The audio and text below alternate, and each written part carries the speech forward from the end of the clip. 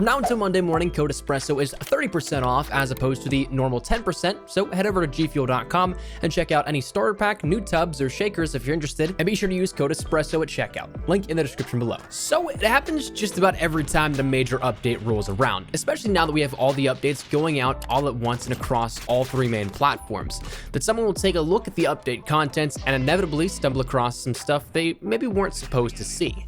Data mining isn't anything new in games, and even in Call of Duty, we've covered stuff here on the channel quite a bit in recent times because it's a good preview of what's to come. And with us rolling into the post 1 month of Modern Warfare, while there's still plenty of things that need to be fixed up and surely some changes coming to the game that will help its current state, that doesn't change the fact that the pre-launch and predetermined schedule of things to come after the game launches and its content season, it's fast approaching its starting point.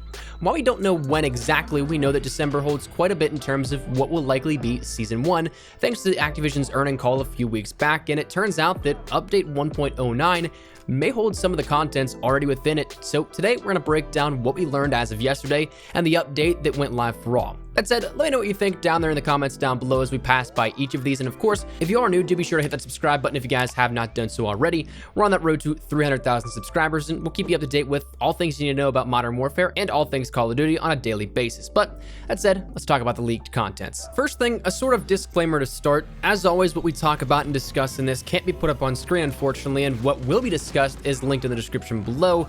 But for the first time in a while, a lot of the reference imagery has already been taken down. Usually it takes a little longer for those to be removed, but a decent chunk was uploaded yesterday and was only up for a short few hours, so a lot of it won't even be accessible. But again, what I can, I'll drop down there in the description below for you guys to check out on your own reference.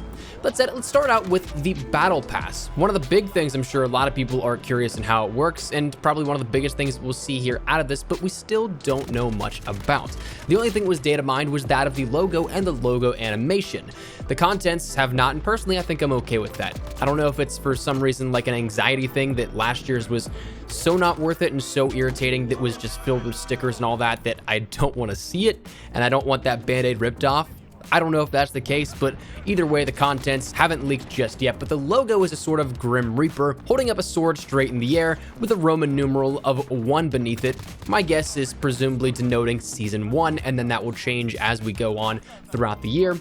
And literally just the words Battle Pass under that icon. Looks pretty badass though, if I'm honest with you. But I'm assuming the startup animation that came along with this is just for when you first enter the Battle Pass section, or maybe it's possibly when you enter it each time.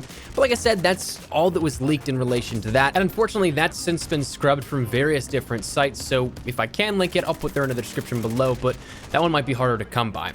As for the Battle Pass, though, it was mentioned that, again, December was that time for the season to kick off, and we don't have any ETA or anything, but if I were to guess, again, I would expect it in the earlier portions of December rather than later, since the holidays are right around the corner, so having everything out in the open ready to go when new players get it later this month is probably a smarter business decision, and therefore we might see it, again, within the first week or two of when December rolls around. But let's move on. Let's talk about some maps because we got a couple of those that leaked as well.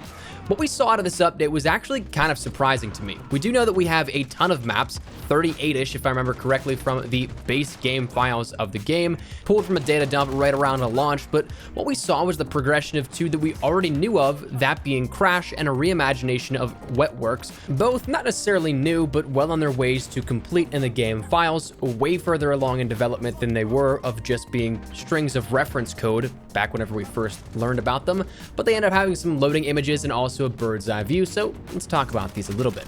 First up, let's talk about Cargo. This one is actually a reimagination of Wetworks in which it takes place inside the previous Wetworks cargo ship.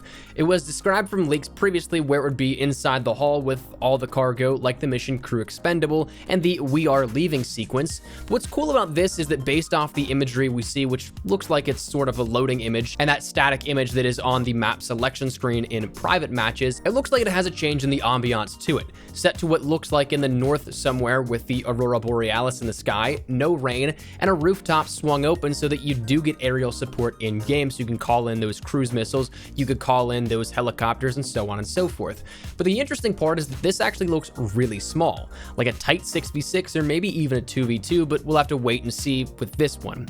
Crash didn't really have a lot associated with it, but it did have an aerial bird's eye view shot of the courtyard with the helicopter and the surrounding buildings like you probably recognize from COD 4, Modern Warfare 2, and Modern Warfare Remastered. That was again about all you could see, but again, curious to see that it has made its way in. It's not just legacy code, and it's something that is being worked on and potentially coming as of an update very soon.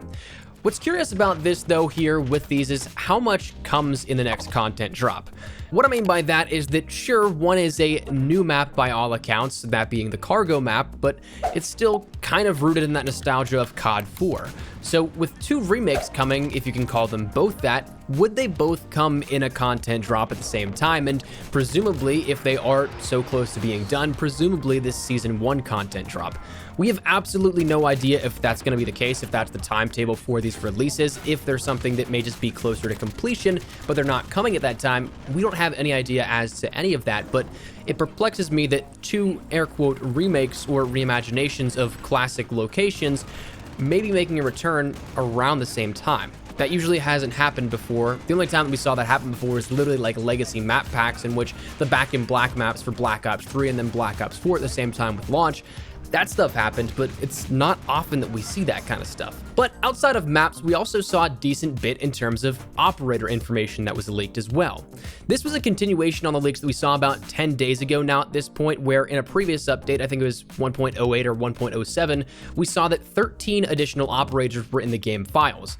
Curiously enough though, with this update here for this, Ghost was at the forefront of all of this. There was a ton of different sort of promo imagery, almost like banner images for these specialists, and Ghost was in a majority of them right up front. Or I guess you could say the Ghost of Verdansk. I did see recently some discussion saying, it's not Ghost, it's the Ghost of Verdansk, and to which, sure, that's technically right, but like, this game's built on nostalgia, featuring already in the campaign Captain Price, Gaz, Soap, and even Ghost mentioned, so I'm pretty sure that it's safe to say that the guy with Ghost in his name is the modern reintroduction of the classic Ghost of Simon Riley.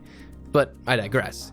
Tons of visuals though were there with him and a few others, so interesting to see again more and more of this added in, maybe hinting at him and the others could be coming very, very soon.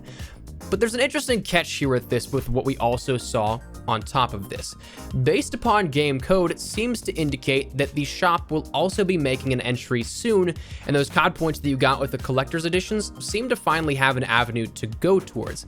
But the interesting part though is that we might see Ghost and these others found available for direct purchase through the shop, which is curious to me given that we have so much introduced in the way of level progression, direct paths to content, and even the operators themselves that we see so far are all tied directly to challenges in game, whether that be Spec Ops, whether that be some random and arbitrary MP things like LMG kills and 2v2 wins, or if they're tied to campaign missions. But every single one that we see is a direct unlock, so to see that these may come in the way of the shop is interesting to say the least, and not something that I've really expected based off of all that we have right now. But here's the thing, this is way too early to tell if it's 100% the case, so I don't want to sound the alarm just yet. It's literally based upon a string in the game code indicating MW_store_category operators, and the same thing of MW_store_category_ weapons. So that's literally the only denomination and mention of that, so it very well could be something that doesn't happen, or it could be again the base seeds for what may be coming. But again, if I were to guess, I also wouldn't sound the alarm too much, especially with that last part of the weapons, because the weapons category I would imagine is solely for blueprints. It was mentioned beforehand, and it's been reiterated time and time again since then, that all base weapons will have a direct path to content. Very similar, I would guess, to how Infinite Warfare handled things, where season pass holders had that for free, but if you didn't have the season pass, which there is no season pass, so it would follow more so this model, you could do a simple challenge of something that would take maybe an hour of in-game playtime or something like that to complete, and then therefore you had the base weapon unlocked after that. I would imagine that's the exact same thing. They're still going to sell stuff in the shop naturally, probably blueprints as well, some of the cool stuff. That's just the nature of business. But if you have the base weapon to yourself, I don't really have any issue with that. And talking weapons, this kind of compounds on and adds a little bit more information to what we already know. We saw in the last data dump that we saw the information of the MTAR, the Vector, and the crossbow already in the game and already playable, and then apparently via leaks, via TGR, the Gaming Revolution, weapons like the UMP, the Glock 18, the Spaz 12, and the Intervention will be coming at a later point as well. But 3 of those, the MTAR, the Vector, and the crossbow, are literally already in the game. So with that and everything else that we've seen within this latest data dump, maybe we're starting to build out what may be our first larger content update in addition here when Season 1 inevitably drops. My guess again is early December, but we'll have to wait and see. We don't have any confirmation of that just yet, but that is where we're going to wrap it up, I think. That's everything that we learned here out of update 1.09 on the data mined contents to follow. So let me know your thoughts in the comments down below. Is there anything in particular you guys really liked here out of this? Anything in particular you're looking forward to, or maybe not so much? Whatever it is, feel free to let me know your thoughts down there in the comment section down below. But if you enjoyed the video, make sure to drop a like down below. And of course, if you are new to the channel, make sure you guys subscribe so you don't miss a single thing regarding all things Modern Warfare and all things Call of Duty on a regular and daily basis. And if you guys also want to get connected with me outside of YouTube or a little bit further, Twitter and Instagram are the best places to do so. Practically live on both those. If you guys want to strike up a conversation, ask me a question, whatever it may be, that link is down there in the description below. That said, thanks so much for watching. Mine has been Espresso. I'll see you guys later. Take care and peace.